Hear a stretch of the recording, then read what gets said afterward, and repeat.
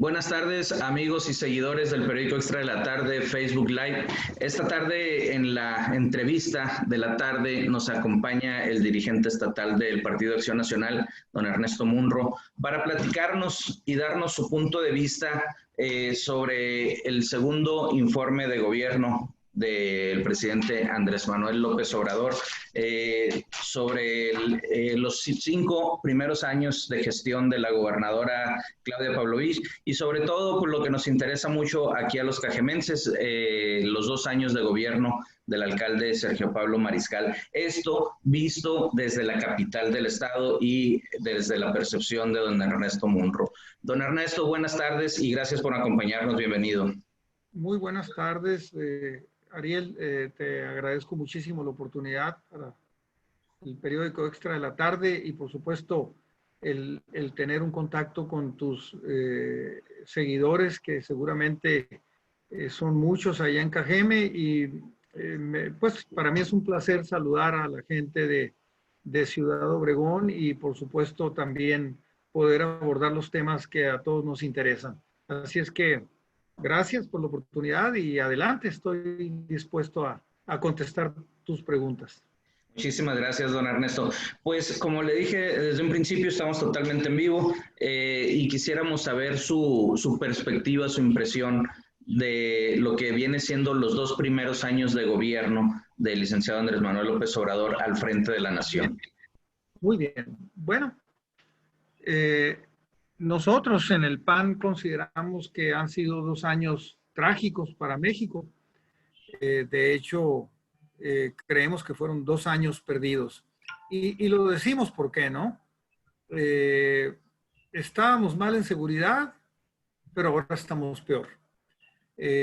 Los homicidios que ya llegan a poquito más de 60,000, por ejemplo, son exactamente el triple de lo que en el mismo lapso de tiempo hubo con Felipe Calderón, el doble que en el mismo lapso de tiempo hubo con Vicente Fox, y como el 65% más que los de Peña Nieto. Es decir, tema seguridad, pues es un fracaso. Tema salud, yo creo que la pandemia pues es algo que a todos sorprendió en el mundo, ¿no? México no es la excepción, pero tuvimos tiempo para haberla manejado muchísimo mejor en 2 vías, ¿no? El tema de salud, que si bien es cierto no se podía hacer mucho para combatir la enfermedad generada por el contagio, sí se podía haber hecho mucho para que no hubiera tanta pérdida de vidas. Estamos ahorita ya como el tercer país, a pesar de que la población nuestra es de 128 millones, más o menos, tenemos más muertes que muchos países mucho más poblados que México. Y el agrado tal, pues, de que estamos ya prácticamente en 67,000 defunciones, pero de acuerdo al número de contagiados y al porcentaje de fallecimientos que se ha dado, es gravísimo lo que está pasando, porque el porcentaje de defunciones en México por la pandemia es del 10% más menos. El 10%. Hay entidades que tienen el 12 y el 14 y hay otras que tienen el 7, el 8 de entidades mexicanas. Pero en promedio da 10%. Si partimos de la base de que México tiene ya más de 600,000 contagios, esto nos dice que tristemente puede haber 60,000 fallecimientos más, aunados a los 65, 67 que ya van. Entonces, estamos hablando de la cifra trágica que pronosticaban pues todos los conocedores. Los científicos decían que en México podía haber hasta 130,000 muertes. Nadie las desea.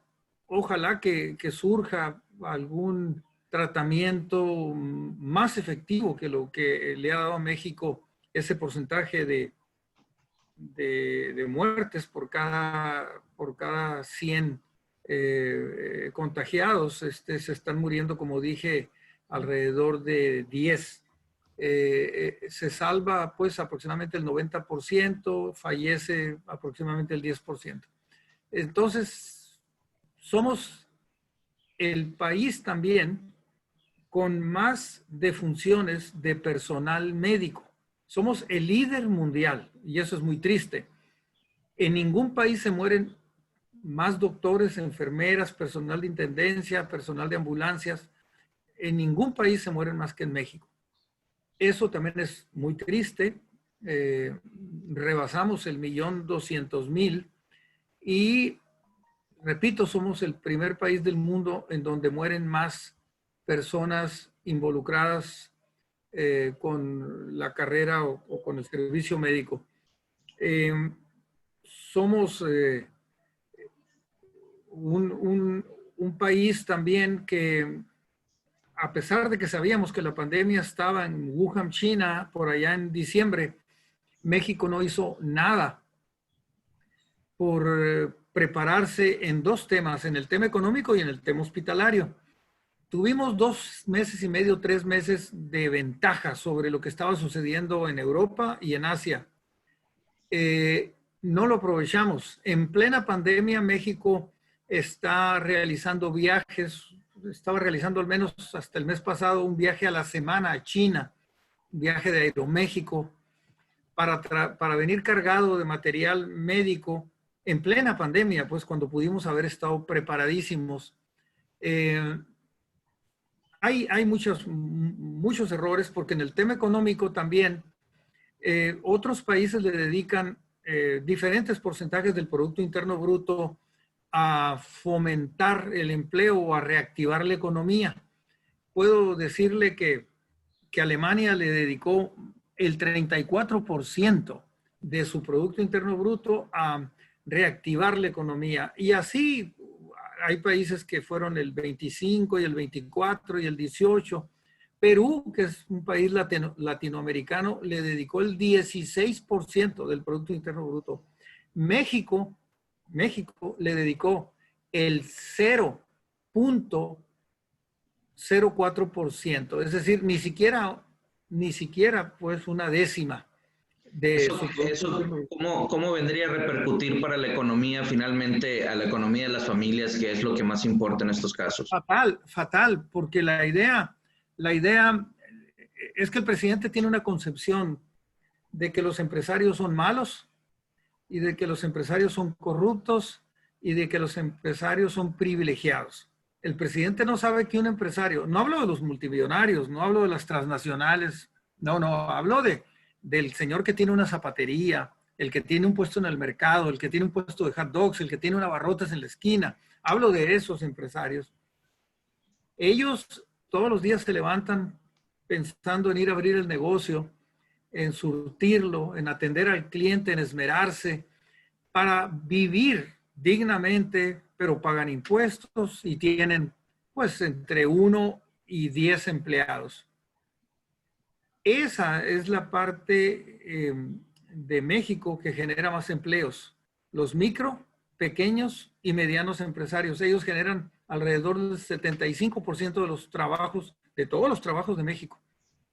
Sin embargo, el gobierno mexicano, sabiendo que eran vulnerables también ellos, les pidió que cerraran, pero no les dio ningún estímulo.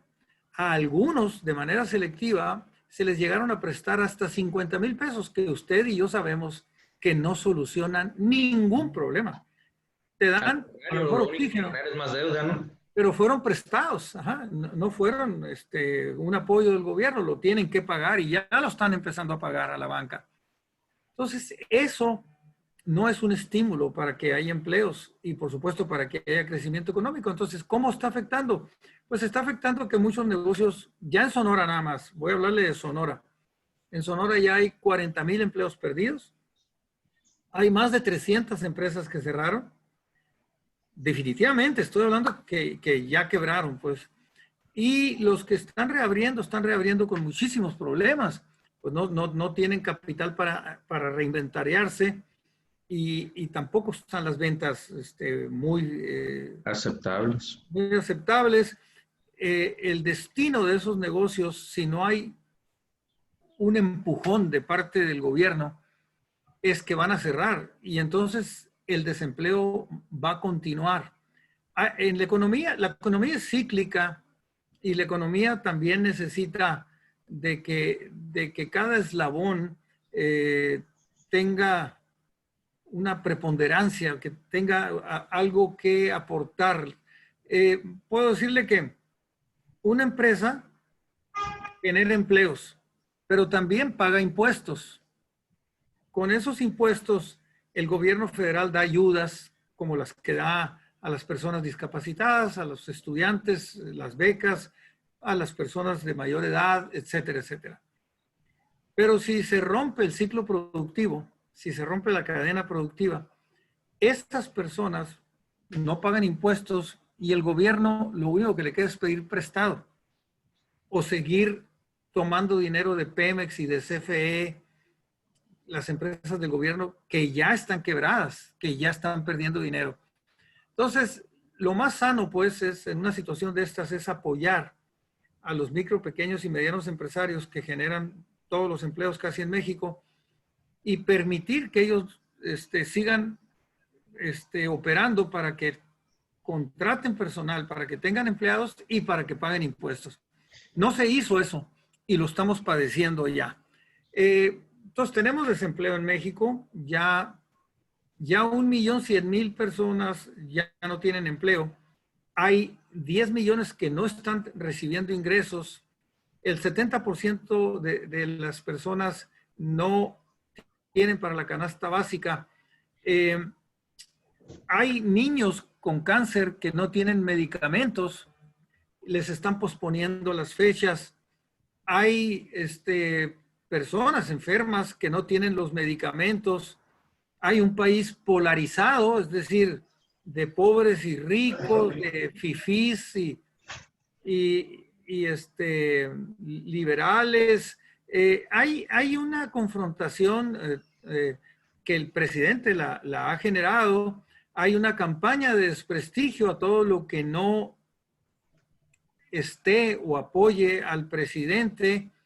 Y por supuesto, hay muchísimos errores de parte del gobierno. En lo personal, disculpe que le quite la palabra a Ernesto, en lo personal me han hecho algunos amigos aquí, como dice usted, microempresarios, pequeña y mediana industria, que el tema de los cobros de la CFE se han ido a las nubes, que en algunas ocasiones han cobrado hasta 3 o 4 veces más durante el periodo que estuvieron cerrados sus negocios. Eso también viene a repercutir sin dudar a la economía de esas empresas, de esas familias. ¿Qué se le puede hacer a eso? ¿Cómo? Pues como lo hacen todos los países que fomentan la productividad.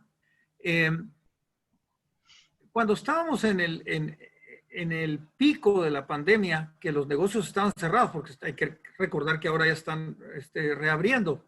Cuando estábamos en el pico de la pandemia, el PAN propuso 2 acciones concretas al presidente y también a los diputados.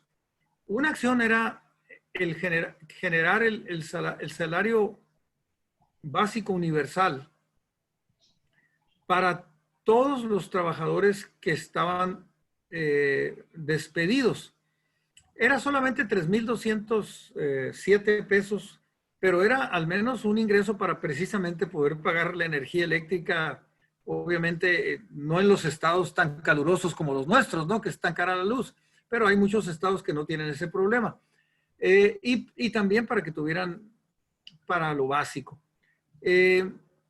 No pudimos lograr, pero la otra cosa que también quisimos impulsar era que hubiera financiamiento para las empresas, no de 50,000 pesos, sino un poco mayor, claro, por una parte, pero de manera paralela nosotros buscábamos que se difirieran los pagos de luz, de impuestos, tanto Seguro Social como IVA y ISR,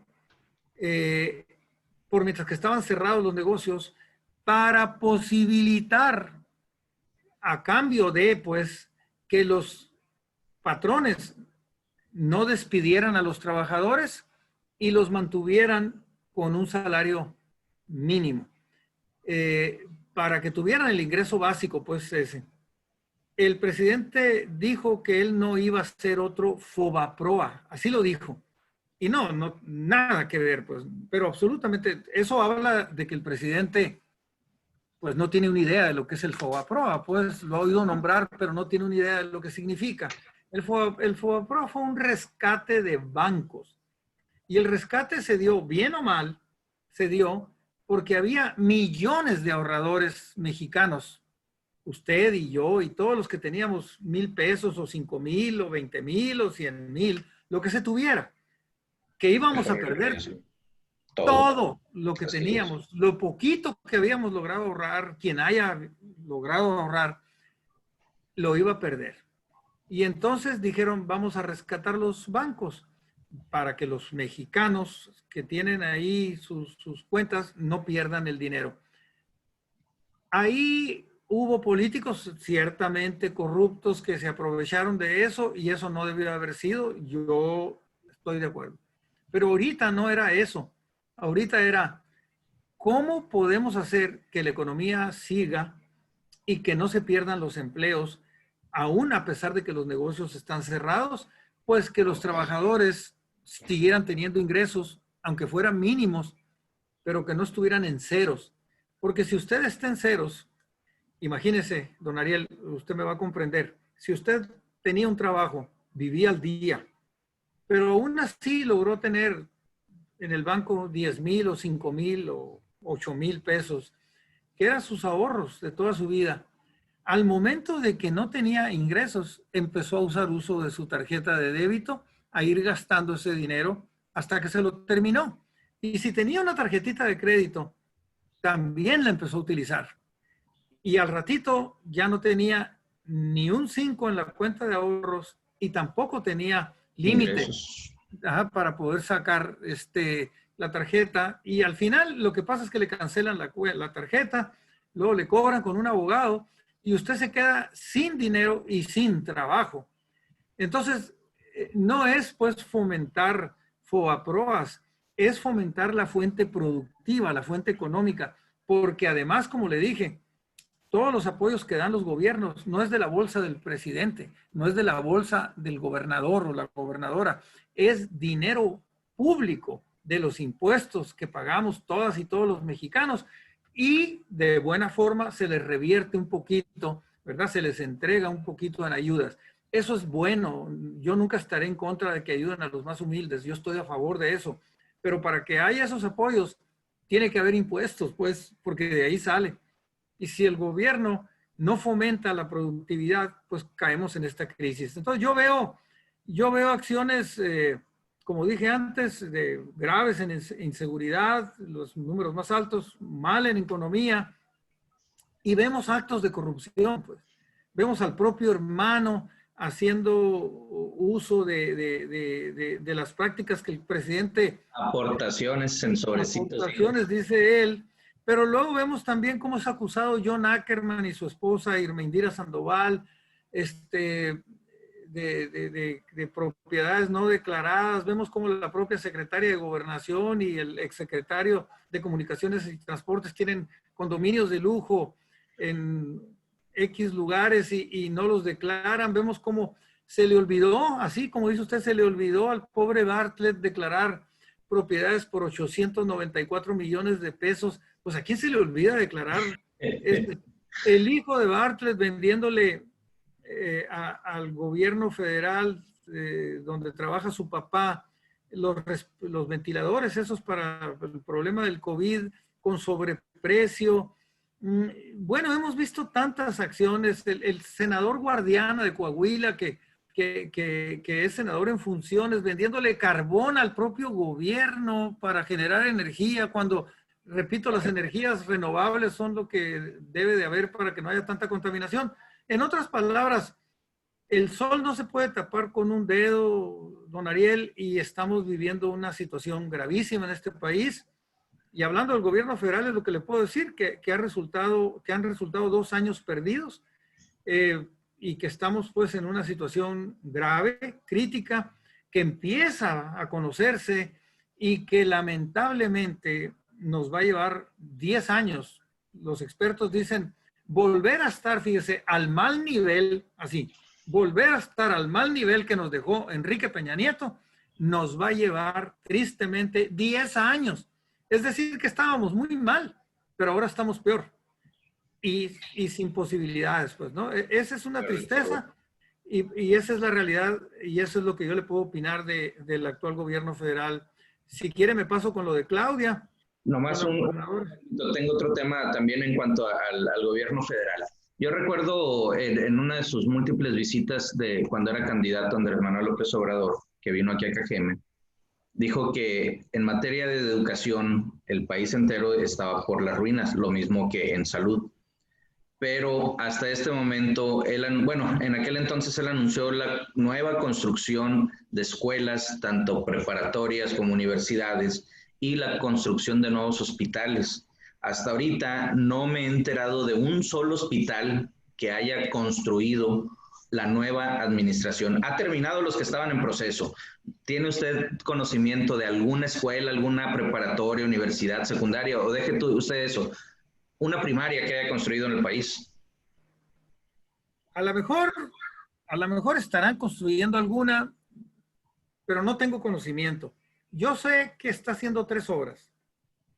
Esas 3 obras todos las conocemos, ¿no? El aeropuerto de Santa Lucía, pero echó a perder 150,000 millones de pesos que había de inversión ahí con el pretexto de la corrupción, que todavía nadie se va a la cárcel ni nadie es denunciado. Entonces, yo digo que si hay corrupción, tiene la obligación el presidente de denunciar a quien la haya cometido y de meterlo a la cárcel. Eso sería una acción correcta, además formal de un presidente. Si va a hablar de corrupción, que meta a la cárcel a los corruptos, pero no que lo diga, porque entonces queda la duda si es cierto o no es cierto. Así dijo de las estancias infantiles, nadie está en la cárcel por corrupción de las estancias infantiles. Así dijo el fondo minero, nadie está en la cárcel por ningún alcalde o alcaldesa porque fraude o por corrupción. Así dijo de las estancias, de los refugios para las mujeres maltratadas.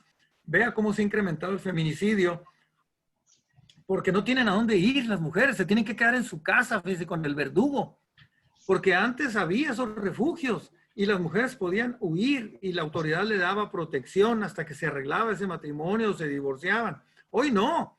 Hoy la mujer no puede irse con sus hijos a la casa si no tiene papás o si es muy pequeña la casa de los papás o los papás le dicen, tu lugar está con tu esposo, no aquí, etcétera, etcétera. ¿Y qué está pasando? Se están incrementando los feminicidios. Todo eso pasa por no tener la visión de gobierno, ¿no? Entonces, en realidad yo no conozco de escuelas, no conozco de otras obras que no sean el aeropuerto de Santa Lucía, la refinería de Dos Bocas y el Tren Maya, ¿no? Eso es todo lo que sé que el presidente está construyendo contra viento y marea.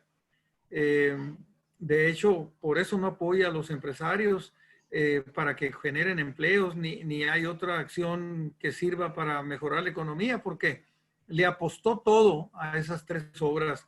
Y en Sonora yo no conozco un hospital que esté construido. De hecho, hay uno en Hermosillo que está en construcción, pero está semiparado, prácticamente no está en construcción ahorita. Y ese hospital lo empezó a hacer el expresidente Peña Nieto. De hecho, apoyó al gobierno del estado para esa obra con 1,000 millones de pesos. Ya se les acabaron y no lo concluyeron, pero este gobierno no les ha dado un solo centavo. Los dejó abandonados y el gobierno del estado pues tampoco tiene recursos. Entonces es una obra que quizás ni siquiera va a poder entregar la gobernadora Claudia Pavlovich, que iba a hacer con el gobierno federal, que la ayudó, como dije, de Peña Nieto, pero que el actual gobierno pues la dejó tirada. Entonces yo no veo realmente obra pública. Lo único que veo es que ha venido 9 veces y no nos ha dejado ningún beneficio.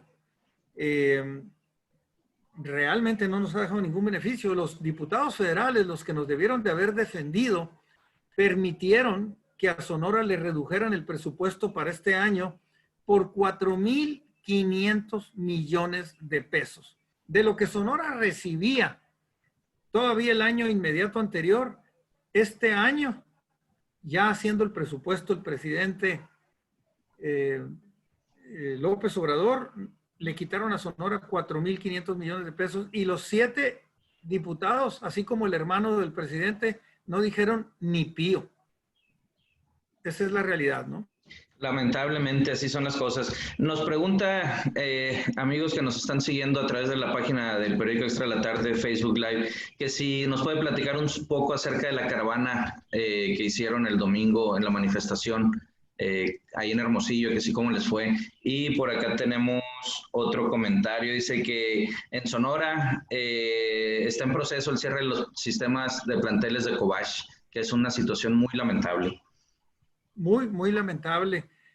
Ojalá que no se dé el tema de Cobach, ojalá que no se dé. Quiero decir que ahí fueron mis hijos, mis 3 hijos estudiaron en el Cobach. Buen nivel académico en la mayoría de las ciudades de Sonora, una escuela de formación, y creo que no deben de desaparecer.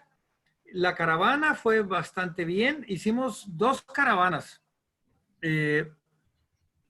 Esa manifestación la hicimos en Hermosillo y en Puerto Peñasco. Nos fue bastante bien. Obviamente no son tiempos de campaña, pero sí tuvimos muy buena afluencia de vehículos. Creo que en cada una, pues en la de Puerto Peñasco serían, yo creo, unos 250 vehículos. En la de Hermosillo alrededor de 300. Es más o menos lo que contabilizamos. Era simplemente una marcha para no dejar pasar desapercibido el segundo informe de mentiras del presidente López Obrador, ¿no? Para eso fue. Ok, pues también tenemos el tema, como lo comentamos al inicio, sobre los 5 primeros años de gobierno de la gobernadora Claudia Pavlovich, pero principalmente este último año. Lamentablemente atravesamos el periodo de pandemia, no es exclusivo del estado de Sonora, todos los estados del país están en la misma situación, muy lamentable porque el jerarca no supo descifrar a tiempo una solución viable para evitar este estancamiento. Pero aún así hay avances, hay retrocesos, hay estancamiento. ¿Cómo se vio desde el interior del PAN, del Partido Acción Nacional a nivel estatal, este último año de gestión de la gobernadora Claudia Pavlovich, don Ernesto? Yo se la voy a voltear a usted, es esa, porque si usted me dice 3 obras que recuerde, obras tangibles, ¿no? Que se puedan tocar, aparte del gasto corriente que no genera ningún beneficio para los sonorenses. Si usted me dice 3 obras que le conste que ha hecho la gobernadora, yo aquí ya me doy por muerto. No tengo nada que decir. En realidad, la gobernadora se ha pasado administrando el presupuesto 5 años, 5 años manteniendo una planta burocrática, que Sonora tiene un presupuesto de 72,000 millones más o menos de pesos anuales, de los cuales, fíjese nomás la exageración, de los cuales 55,000 millones de pesos se van en gasto corriente. Gasto corriente, me imagino que muchos de los que están viendo dirán, ¿qué significa? ¿Qué es eso? Yo les voy a decir a grandes rasgos qué significa. Compra de activos o de terrenos, por decir algo, o de edificios, pago de rentas, compra de todo tipo de papelería, pagos de celulares y de teléfonos convencionales, equipo inmobiliario de oficina y, por supuesto, salarios, gasolinas, vehículos. Eso es gasto corriente. Eso no le lleva ningún beneficio al pueblo. Esa no es obra pública. Esa no es inversión en obra. Por lo tanto, la gobernadora se pasó 5 años ya no puede recuperar eso. Acuérdense que cada día que pasa es difícil de recuperar. Ahora imagínense 5 años. Ya la gobernadora no pudo hacer nada más que manejarse con mucha cautela, no crear controversia, no exigir nada para Sonora, no luchar por las causas de Sonora. Sin embargo, ya en el resto del tiempo que le queda, porque ella entrega el 13 de septiembre y pues estamos prácticamente a un año exacto de que ellos se vayan, lo que ya no hizo ya no se va a recuperar. Y no tenemos obras tangibles. La única obra, y está inconclusa, es el hospital, fíjese, qué curioso. Es la única obra que... ¿Y la desaladora? No hay desaladora. Pues ahí No están los está. planos. Mande. Ahí están los planos, le digo. No hay obra. Le dije, no hay obra. Entonces se le fue el tiempo. Se le fue el tiempo y ya es irrecuperable, ¿no? Entonces fue un mal sexenio en obra pública, en empleos, en seguridad, igual. Y sí, la pandemia ahorita ha exacerbado la situación, está más mal, pero la realidad es que este es un sexenio perdido también para Sonora. Muy mal, pero muy mal.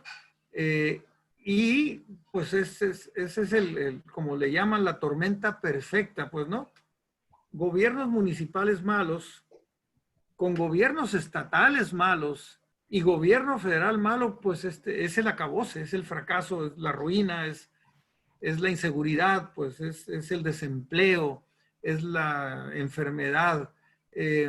Estamos en una crisis como país muy grave, pero fíjese que lo peor es que el país ha seguido de pie porque México está formado por gente que está dispuesta a sufrir y a luchar por la vida, pero tiene una capacidad de aguante afortunadamente sorprendente y eso hay que reconocérselo a cada una y a cada uno de los mexicanos. Pero sí estamos viviendo una situación muy atroz, muy complicada, muy difícil. Ya no va a hacer nada, Claudia. Se lo digo no con deseos de que no haga nada. Ya no va a hacer nada. No tiene recursos. La economía está colapsada. La minería está colapsada. La planta Ford está colapsada. Ahorita tenemos una esperanza. Hay una inversión importante en la planta Ford porque van a dejar de construir o de fabricar el Fusion y otro vehículo más, pero van a construir las camionetas Bronco. Ajá, y están haciendo una inversión muy importante. Eso no va a solucionar el problema, ¿no? Pero sí va a generar algunos miles de nuevos empleos y obviamente una inversión que va a quedar aquí en Sonora. Realmente es la única parte que pudiéramos destacar a un futuro inmediato de que se van a recuperar unos poquitos de empleos, pero pues se han perdido muchísimos empleos en las minas. México, de ser líder, fíjense, en producción de cobre, de ser líder en producción de oro, de ser líder en producción pesquera, líder de producción pesquera y agrícola, solamente podemos decir que seguimos siendo no líderes nacionales, porque Sinaloa está por encima de Sonora, pero Sonora sigue en agricultura bastante bien, hay que decirlo, y no es mérito obviamente de ningún gobierno, sino de los particulares. Pero en el tema de minería y de pesca sí tiene mucho que ver el gobierno federal y el gobierno estatal, y le voy a explicar por qué. En Sonora tenemos pesca de escama y de camarón y de otras especies que usted sabe, sardina, etcétera, aguamala, caracol, todo eso. Pero se usan combustibles. Si son embarcaciones menores es gasolina, si son embarcaciones mayores es diésel.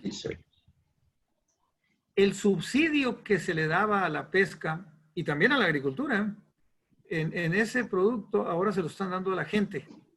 Y no es malo que se le den a la gente, pero es lo que le digo, cuando no entiende uno la economía, el ciclo reproductivo, no apoya al sector empresarial, que es el que genera los empleos y paga los impuestos.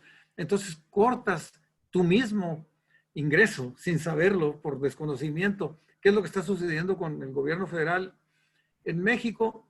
Y aquí en Puerto Peñasco, de donde yo soy, pero también está Yavaros y también está el puerto de Guaymas y algunos otros lugares en donde se lleva a cabo el Golfo Santa Clara, donde se lleva a cabo la pesca de camarón.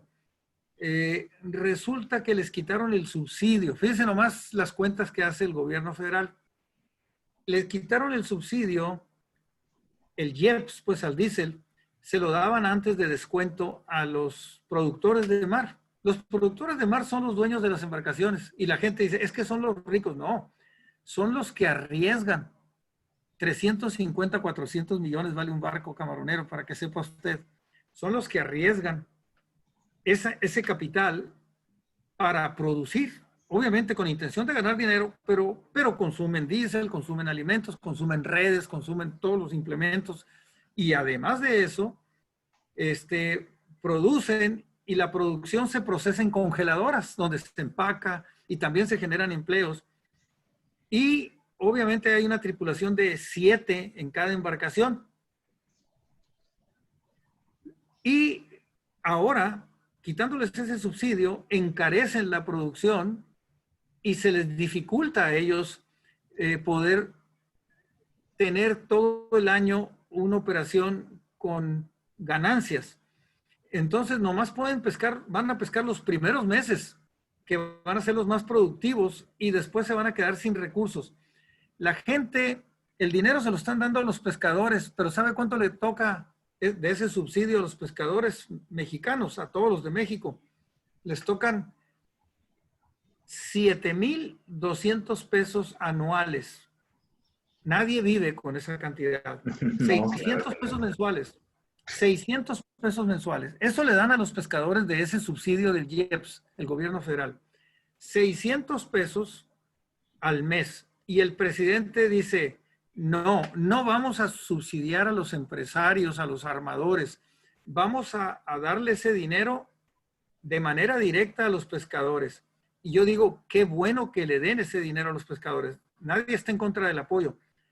Pero si no les da subsidio a los productores, entonces se van a ver obligados a parar las actividades.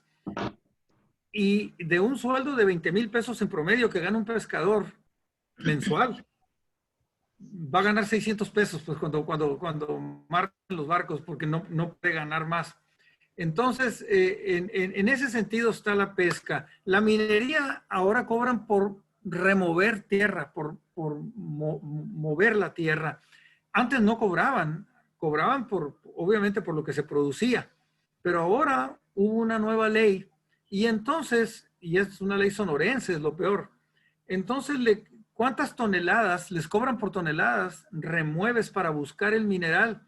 Y hablo de cientos de miles de pesos. Entonces, una mina que no tiene la certeza, sí, la plena certeza de que ahí hay suficiente mineral para que sea exitosa, mejor no remueven nada. Y por lo tanto, no se lleva a cabo la obra, y por lo tanto, pues no hay productividad, no hay producción. No hay empleos y no hay economía familiar. Y eso está pasando en Sonora. Sonora ya es como 5º lugar de producción de cobre, de oro, de ser el primer lugar a nivel nacional. Por lo mismo, por ese impuesto que crearon. Entonces estamos, como le digo, en una situación muy difícil en Sonora. Creo yo que ya no nos levantamos de esta. Y a nivel municipal, ¿qué le puedo decir de Obregón? ¿Qué le puedo decir de Obregón? Un presidente que no digo que sea mala persona, pero que no conoce de política, usted sabe que no conoce. Un presidente que no conoce tampoco de administración pública, que su primera experiencia ni siquiera pasó por una regiduría, ni siquiera pasó por una diputación, ni siquiera pasó por un cargo público de cierto nivel, como para formarlo. Y es regidor, lo que le digo. Regidor sí fue. Ah, sí, ok, sí. Qué bueno. Ahí corrijo y reconozco. No tenía entendido. Pero el asunto es que no aprendió mucho de regidor, porque si supiera eso, él que vivió en carne propia lo que es ser regidor, no repetiría los errores de alcaldes anteriores. Él es una persona que se levanta y deja a los regidores pues con la palabra en la boca, que los calla, que no los escucha, y sobre todo es un presidente que ha hecho caso omiso del problema de la inseguridad y también pues de la inversión. No ha creado facilidades de inversión. También municipalmente se manejó muy mal la pandemia. Obregón, como bien sabe usted, es un lugar en donde ha habido también más fallecimientos y más contagios de Sonora. Es uno de los máximos. Y se entiende por la lógica de que es la segunda ciudad más poblada, pero si revisa los fallecimientos y los contagios con Hermosillo, que es el doble de población, se dará cuenta qué tan mal se ha manejado por las autoridades ahí en Obregón, ¿no? Entonces, creo yo que también se le fue el tiempo al alcalde. Es uno de los peores alcaldes calificados del país. Cuando miden a 100 alcaldes de ciudades de 100,000 habitantes o más, cuando miden, él ocupa algo así como el lugar 89 o 93, por ahí anda en ese rango. De las 100 ciudades con 100,000 habitantes en adelante, más grandes pues del país, él es considerado de los penúltimos, ¿no? Su calificación, la he visto, es del 23% más o menos, es decir, de cada 10 ciudadanos de Obregón, 7.7 está inconforme, lo reprueba, y el 2.3 lo aprueba. Con esto le quiero decir, Obregón está sufriendo las de Caín en el tema de seguridad, en el tema económico, y se tiene que hacer algo, se tiene que pensar pues en buscar personas con una poquita más experiencia en la administración y sobre todo con un poco o mucho más compromiso social, ¿no? Yo creo que también fueron 3 años perdidos por Obregón, porque van 2, pero como le repito, el último año, mire, yo he estado en muchos cargos, el último año, mira qué difícil es, porque todo está enfocado en el tema electoral. La prensa, el presupuesto se limita porque es el último año. Muchos que van a invertir se reservan, ya no quieren invertir porque quieren ver quién va a ser el próximo gobernador. Y todo esto, lamentablemente, nos va a suceder a partir de ya. Entonces, veo gris el futuro para Obregón, para Sonora y para México. Y pues esperemos que las próximas elecciones generen servidores públicos de mayor categoría, de mayor nivel y de mayor compromiso para dar resultados al pueblo, ¿no?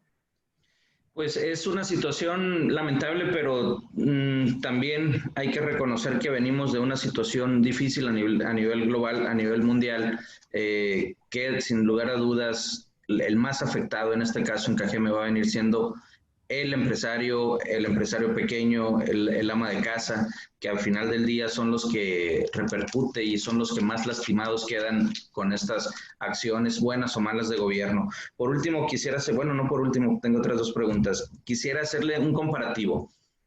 Usted fue un miembro muy importante de la administración anterior con Guillermo Padres. ¿Cómo ve el comparativo de los 5 primeros años de gobierno de Guillermo Padres con los 5 de Claudia Pavlovich? No, pues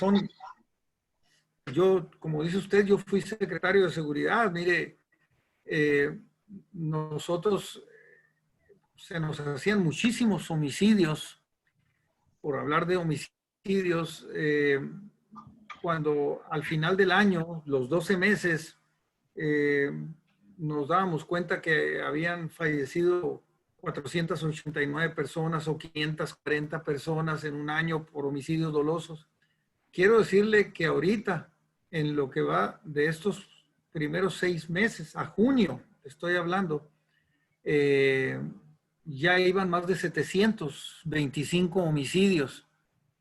Y ahorita ya van más de 800 homicidios. Llevamos un ritmo de homicidios dolosos para terminar entre 1,600 y 1,700.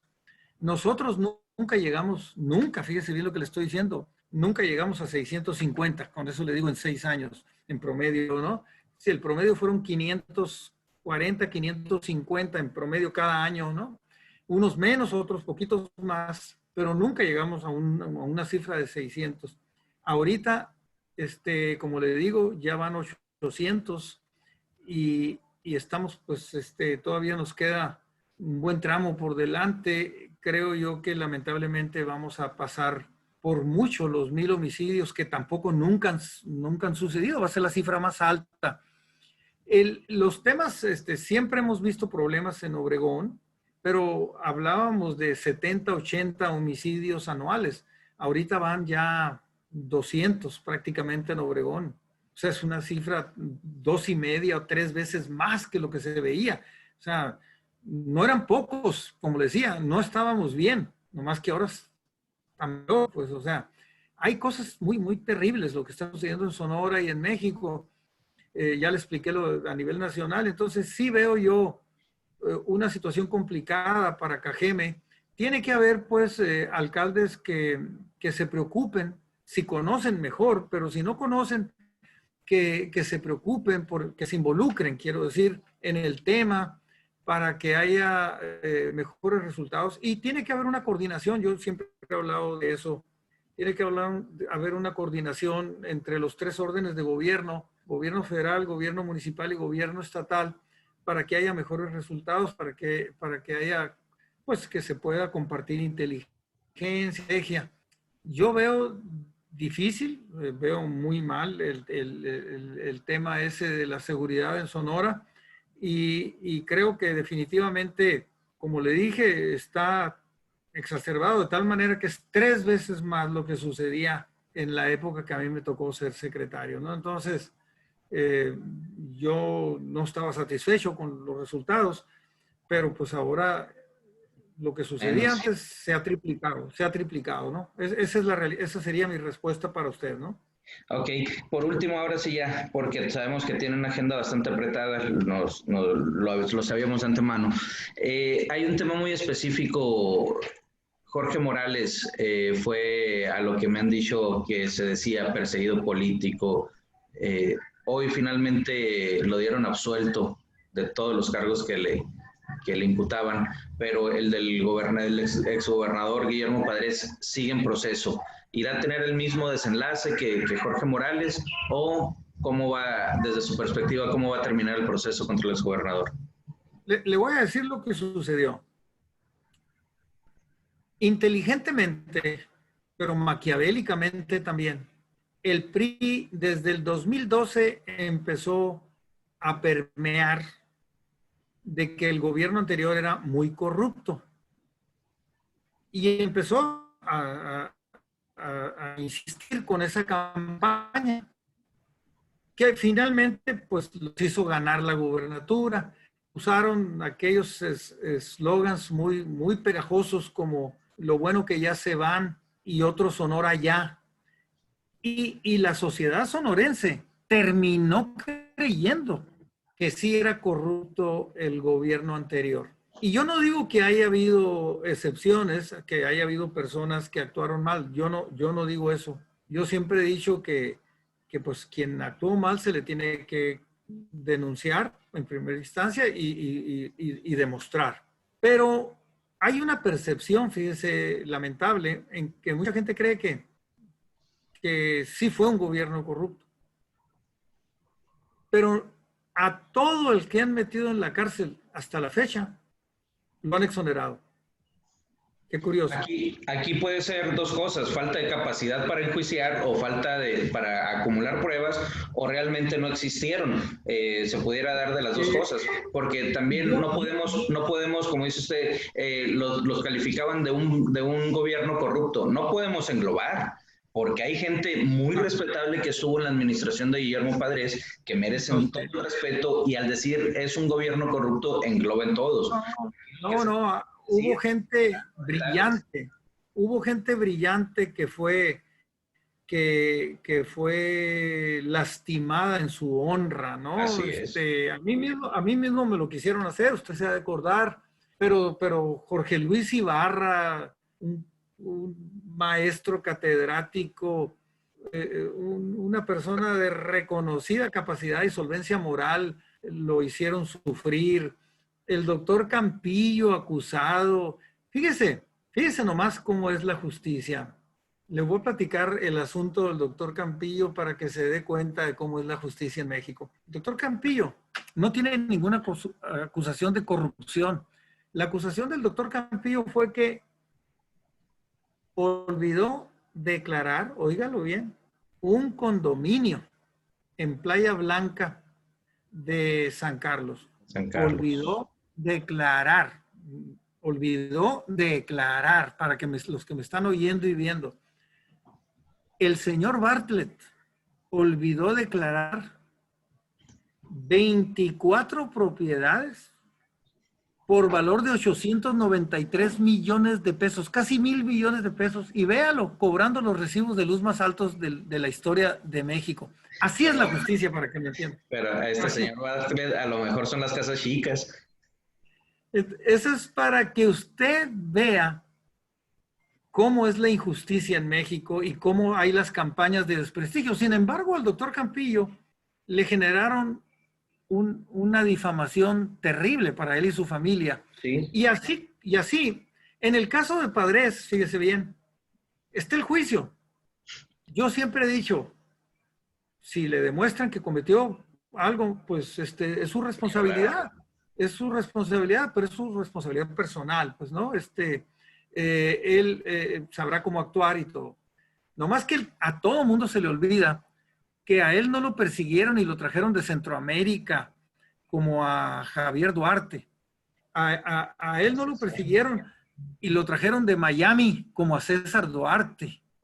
Y así, él fue y les dijo, aquí estoy. Si creen que yo hice algo malo, vengo aquí. Y él tenía, fíjese bien, tenía derecho a fianza. Él podía haber salido en ese momento por los delitos que es acusado y haber llevado su proceso en libertad. La ley se lo permitía. Sin embargo, la presión del gobierno del estado de Sonora con Enrique Peña Nieto, el presidente de la República, para mandar una señal de corrupción de parte del PAN, lo metieron a la cárcel. Esa es la realidad. Él, por ley, reitero, pudo haber llevado su juicio en libertad.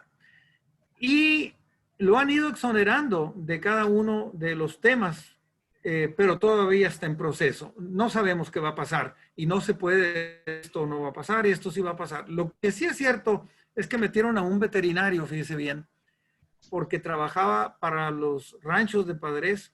Ese veterinario traía algo así como 3 o 4 millones de pesos en efectivo. 3.2, algo así. En los ranchos, señor, no necesito decirle que en Hermosillo, todos los empresarios llevan ese dinero para la raya a sus campos agrícolas seguidísimo. Es usual eso. Le tienen que pagar a la gente que trabaja en el campo, pues. Claro. Y le pagan en efectivo. Le pagan en efectivo. Últimamente están empezando a usar las tarjetas de débito. Pero estamos hablando de hace 4 años ya de esto, 5 años. Entonces todavía se usaba el efectivo. Ellos sabían que traía el efectivo. Obviamente lo traía escondido en una hielera. Claro que sí, porque si lo detienen o si llegan a un supermercado, como estaba él estaba fuera de un supermercado, pues si ven que hay dinero en paquetes, pues se lo llevan, ¿no? Pero lo que sigue cuando encuentran una cantidad así, para los que no saben, para los que me están oyendo y viendo, es que se debe de investigar, fíjese bien, la legal procedencia del recurso. Legal procedencia del recurso. Pero eso le dan la oportunidad de que él demuestre con sus cuentas de cheques, con sus estados bancarios, con la justificación legal que pueda demostrar. A él no le dieron chance. A él lo metieron a la cárcel injustamente también, porque traía esos 4 millones, pero los que no saben que tienen, yo les digo a todos los que me están viendo, todo aquel que tenga personal en el campo, en ranchos, en construcción, se les paga en efectivo o con una tarjeta de débito ahora que ya está más modernizado el sistema. Entonces, él tenía derecho a fianza, pero como iba a salir libre, estos corruptos, porque estos sí son corruptos del gobierno, debe saber usted que lo cargaron de droga. Al veterinario, que es un hombre honorable, a carta cabal, reconocido de los mejores de su profesión en Sonora. Y lo metieron a la cárcel y le quitaron 2 Navidades y 2 días de mayo y 2 días del padre y de la madre y de todo eso. ¿Usted cree que eso sea justo que hagan? ¿Usted cree que eso es justicia? Entonces, la fama quedó ahí porque la gente creyó, pero la realidad es que las disque pruebas están todas así. La de Jorge Morales, que lo felicito, fíjese que un señor que vivía en una cantina, que no sabía leer ni escribir, fue el testigo que pusieron para que lo denunciara. El señor no sabía leer ni escribir. Con la huella puso la denuncia. Y lo hicieron pasar varios meses en la cárcel igual. Así es el PRI y así es el gobierno del PRI y así fue el daño que nos ha causado, ¿no? Moralmente, y que mucha gente, tristemente, mucha gente les ha creído. La realidad es que las cosas con el tiempo se van a poner en su lugar. No defiendo a nadie, yo nunca he defendido a nadie. Yo le digo a la gente, mira, yo ni siquiera respondo por mis hijos mayores de 18 años. Yo respondí por ellos cuando eran menores de 18 años, porque es la responsabilidad de los padres responder por un hijo menor. Pero ahora mis hijos responden por sí mismos. Tengo 3 hijos mayores de 18 años, pero yo respondo por mí. Y yo sí, me enfrento a cualquiera, a la hora que sea, como sea, pero a mí no me van a meter en esos jueguitos de acusaciones chafas, porque yo sí no me voy a dejar bajo ninguna circunstancia, ¿no? Entonces yo sí le digo, hay muchas injusticias, los seres humanos somos distintos, algunas personas han creído en el sistema de justicia, otros han actuado de buena fe. Lo cierto es que el tiempo pone las cosas en su lugar y las cosas en su lugar se están poniendo. Los yaquis están ahí, el gobierno federal es el responsable de quitarlos, permite que lo hagan y así estamos en esa situación. Pues sin lugar a dudas, don Ernesto, fue una plática muy constructiva desde un punto de vista de una persona que conoce los problemas del Estado, los problemas del país. Quedan cosas en el tintero porque pues queda el tema de los yaquis, queda el tema del acueducto, queda el tema de la ganadería, de la agricultura aquí en el sur del Estado. Son muchos temas, pero sin lugar a duda espero y pronto nos podamos volver a ver en esta situación aquí en una entrevista virtual, o si la pandemia ya no los permite y nos dan luz verde, poderlo hacer de forma presencial desde su oficina. Me encantaría mucho visitarlo por allá, pero también sabemos de sus compromisos ahorita, tenemos que cortar esta transmisión. Le agradecemos muchísimo, muchísimo esta entrevista, fueron temas muy interesantes. Nos hubiera gustado expandirnos un poco más, pero pues insisto, su agenda de trabajo no nos los permite. No sé si quiera agregar algo más para despedir la transmisión. Agradecerte, Ariel, la oportunidad, agradecerle a tu medio la oportunidad, enviar un saludo muy afectuoso a Cajeme, de veras de buena fe. Yo sé que es difícil el tiempo que estamos viviendo todos los mexicanos y las mexicanas.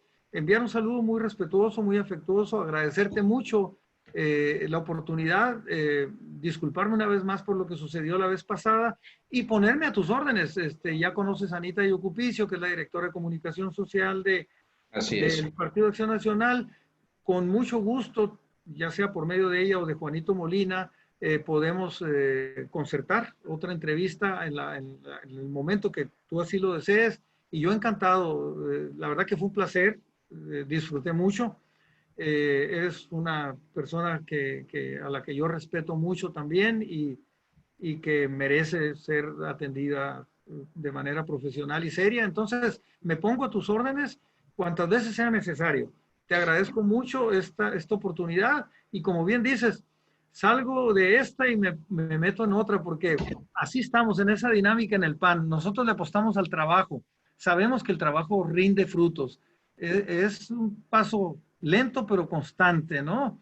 Decimos en el PAN, sin prisa, pero sin pausa.